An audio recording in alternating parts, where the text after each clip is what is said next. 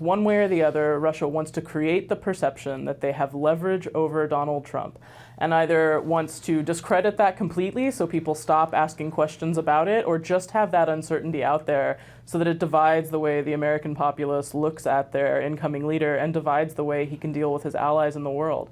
This is Putin's Russia. It is not a warfare tactic that we understand, but these are the hybrid warfare tactics of the current Russian security state against the United States of America and our people and our allies in the world, and we need to be much more open-eyed about how we see them and how we confront them. That's a point that's going to have ears pricking up in this country. We have a presidential election coming up. In Germany, they have elections coming up later this year. Absolutely. Are you saying, in effect, that, well, if you have multi-party democracy, it makes you an easy target for Putin?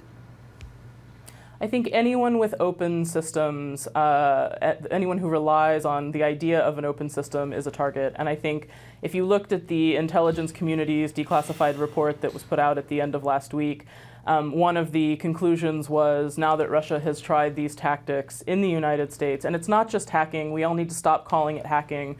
It's not just hacking, it was a complex information and influence operation designed to change how Americans think about their government and their society and their potential politicians. But if you look at that type of operation, they will use it again against American and Western allies. I think the thing that was missing from that statement is that they have done it before. And until you understand the operation that happened in this country in the context of what Russia has been doing in its near abroad and other places for the last 8 years, it's really hard to understand how these tactics evolved, how they are meant to work, and how they impacted us. I think France is absolutely part of this style of information operation. Germany has very clearly been put in the target as well.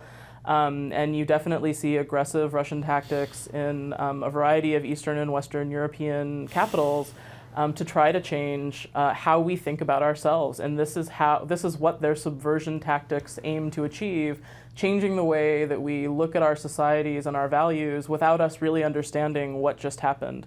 And that's why it's so hard for us to wrap our minds around, why you will continually have denial about how these tactics worked and what they did. And for an incoming President Trump, I think it's important for him to understand that this wasn't just a Russian operation to help him or not, to influence, to work against Clinton or not.